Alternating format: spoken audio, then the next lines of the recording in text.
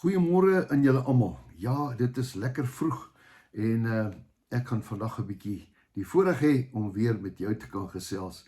En ons gaan ook nagmaal hou. Dis vir ons altyd baie kosbaar om saam met jou. Ek weet nie waar jy is nie, maar ek weet ou Dawie hulle daar in Zimbabwe hou ook saam met ons nagmaal. Daarom het ek vanmôre die nagmaal hier by my verbondsmaal, nagmaal net wat dit noem.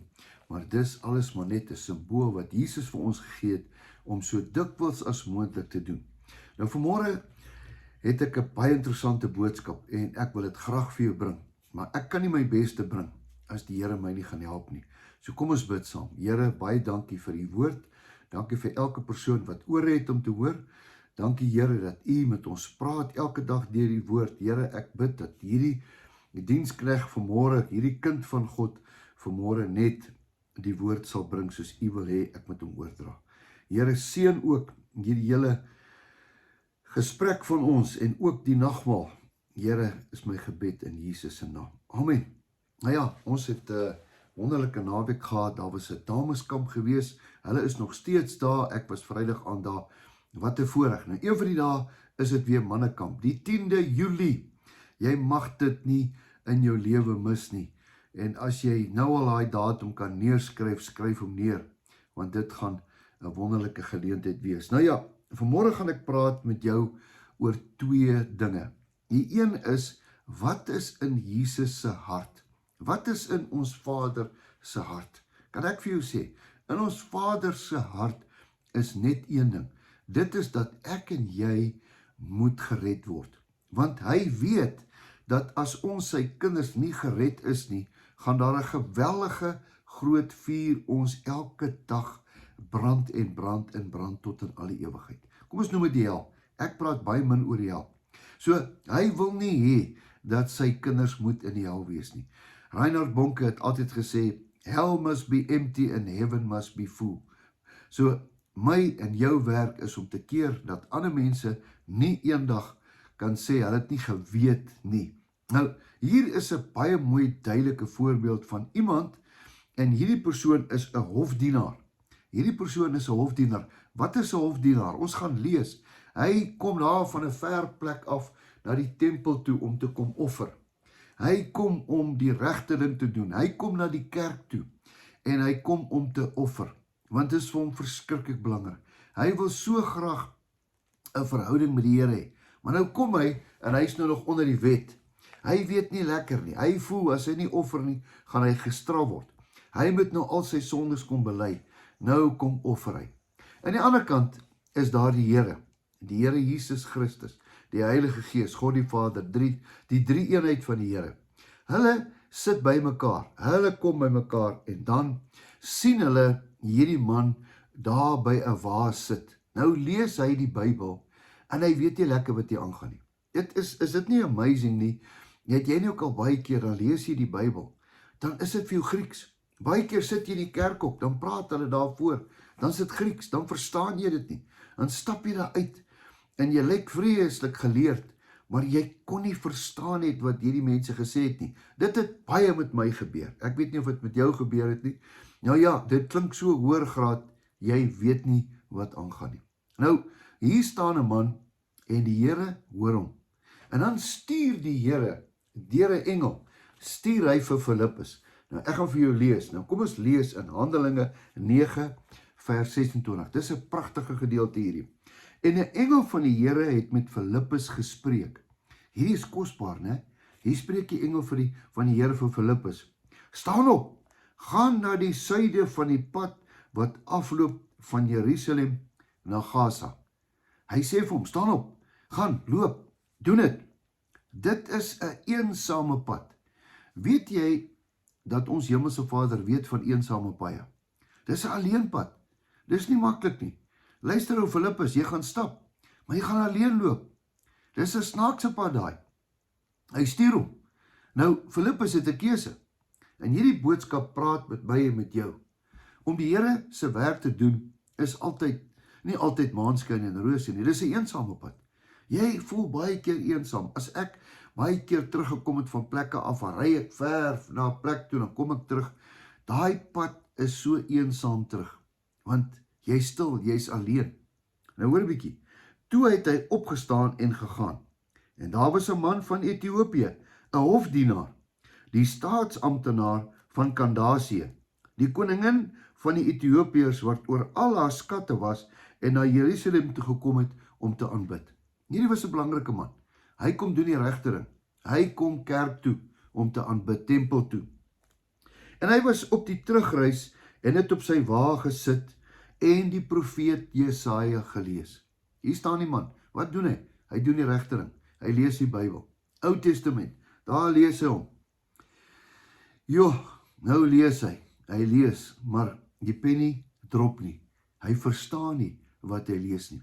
Ek wil vir jou sê, ek dink 2/3 van Christene verstaan nie die Bybel nie.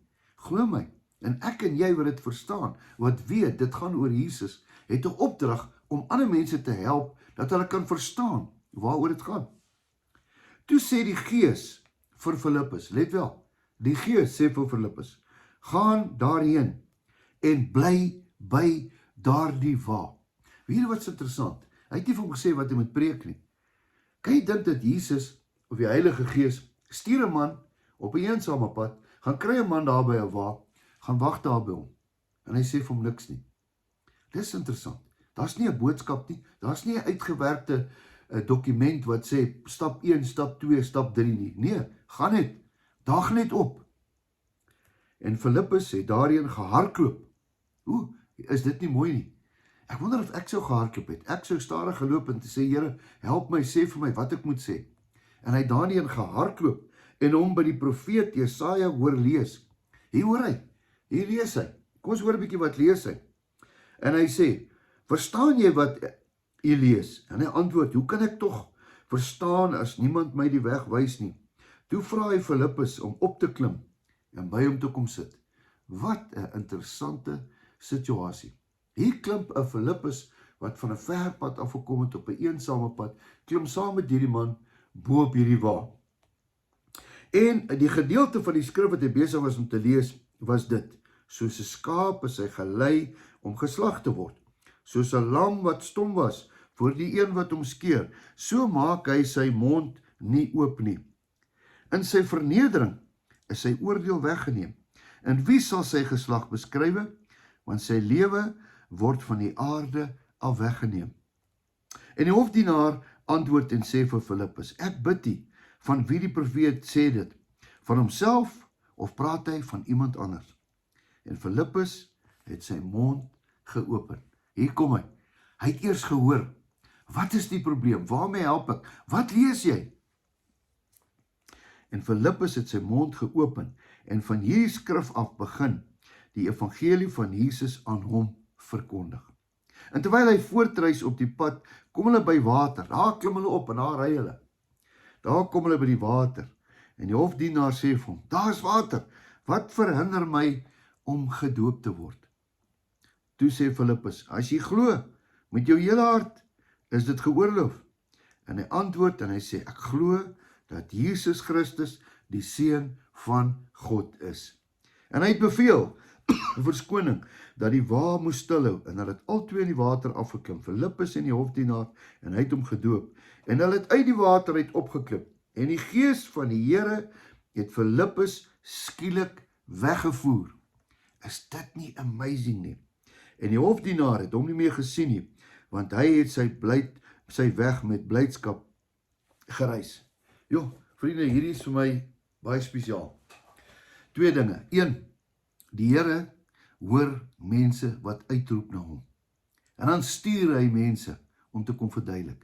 Kan ek vir julle vertel, ek het baie jare, ek het as 'n pastorieseun in die kerk groot geword. Ek het nie die evangelie van Jesus verstaan nie. Hoor mooi, ek het nie die evangelie van Jesus verstaan nie. Weet julle hoekom? Want niemand het my dit in eenvoud verduidelik nie. Ek dink julle sal saam met my stem dat my bediening gaan baie maar om in eenvoud, die Engelse praat van te explain, verduidelik vir my. Kyk, jy moet nie vir my sê 1 maal 1 is 1 as dit nie so is nie. Of 2 appels maal 2 appels is gelyk aan dit nie. Moenie vir my dit sê nie. Wys dit vir my. Dan glo ek dit, dan verstaan ek dit. Vir jare het ek in die kerk gesit. Ek het nie verstaan nie. Hulle het van 'n taal gepraat. My persepsie van die Here is die Ou Testament. Hy was 'n God en ek was 'n slaaf. En ek moet my plig pleeg. En ek moet al my kossies opeet en ek moet nie sondig nie. En dan moet ek elke aand my sondes bely. Jy's reg. Maar ek het nooit uitgevind wat Jesus op die kruis gedoen het nie. Ek het nooit uitgevind van genade nie. Ek het nooit uitgevind van hoe kyk die Vader vandag na my toe nie. Ek was die hele Ou Testament was ek 'n slaaf. 'n Slaaf is nie goed genoeg nie. Hy moet altyd werk om iets te verdien. I have to perform that God maybe may love me. Nuwe Testament. Jesus kom. Hy kom perform vir my dat Vader my kan lief hê. Hy kom en hy versoen ons met die hemelse Vader, dat ons kinders van God kan word. Galasiërs 4 vers 7. Daarom is ons nou nie meer slawe nie, maar ons is nou kinders. En omdat ons kinders is ons mede-erfgename deur Jesus Christus. Wat sê ek vir jou? Die hele Bybel gaan oor Jesus Christus. Die hele Bybel sê, ek is die weg, ek is die waarheid, ek is die lewe. Niemand kom tot die Vader behalwe deur die Seun nie. Wie die Seun het die lewe. Dis seker die grootste ding wat ek ooit vir jou kan sê. Jy word nie gered deur goeie werke, of deur kerk toe te gaan, of geld te gee, of goeders te probeer doen nie. Jy word gered wat Jesus op die kruis vir jou gedoen het. En dan moet jy hom erken en hom aanneem. Almal wat hom aangeneem het hy mag gegee om kind van God genoem te word. Hier staan 'n man, hy kom kerk toe, hy lees die Ou Testament, hy lees van iemand wat hy nie van weet nie, en dan kom iemand wat hom leer ken het, Filippus, met 'n boodskap en sê, dit is die boodskap. Die boodskap gaan oor die evangelie van Jesus Christus. Hy het gekom om te red almal wat verlore is, waarvan ek en jy verseker een was. That's my God. That's my Father. Dankie, Vader, dat jy Jesus gestuur het. Dankie dat jy mense gestuur het ook om dit vir my te verduidelik. Nou waar het ek hierdie goed gehoor? Ek het dit op 'n kamp gehoor. Ek het nie hierdie evangelie in 'n kerk gehoor nie. Miskien was ek maar baie stout in die kerk en ek het nooit opgelet nie. Miskien het hulle dit gepraat, maar ek het dit nie verstaan nie. Bedank die Here dat ek op 'n mannekamp het iemand dit vir my verduidelik. En toe verstaan ek, en toe drop die pennie. En nou dat ek dit verstaan, wil ek vir almal dit vertel. Dit gaan oor Jesus Christus. Hy is die weg. Hy is die waarheid. Hy is die lewe. Vanoggend wil ek hê, jy moet asseblief saam met my broodjie vat. Jesus sê, hierdie is my liggaam. Ja, Dawie, dis my liggaam, wat vir jou gebreek gaan word, sodat jy genesing kan kry. Nie net fisiese genesing nie, maar ook geestelike genesing. Goeders wat jou weghou van my af. Ek wil jy maar dit vat en dan breek jy dit, dan sit jy dit in jou mond en dan eet jy dit tot my gedagtenis. Gaan jy dit saam met my doen vandag? In eenheid, kom ons doen dit, soos wat die woord sê.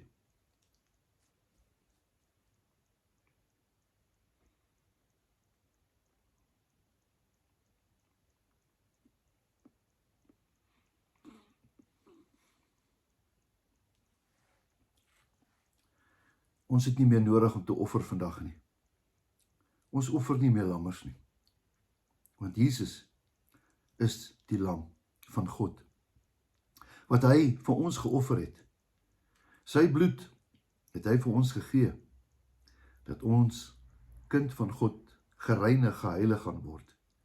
Daarom is daar dan nou geen veroordeling vir julle wat in Christus Jesus is nie. Ja, sondes is agter ons, maar ons is gereinig en geheilig deur die bloed van die lam. Vanoggend wil ek jou vra, vat hierdie nagmaal, drink dit saam met my, as 'n simbool van om te sê, dankie Here, ek kon myself nie red nie. Die Ou Testament kon my nie red nie, maar Jesus, die lam van God, het my kom red. Daarom drink ek dit vandag tot sy gedagtenis. Kom ons doen dit.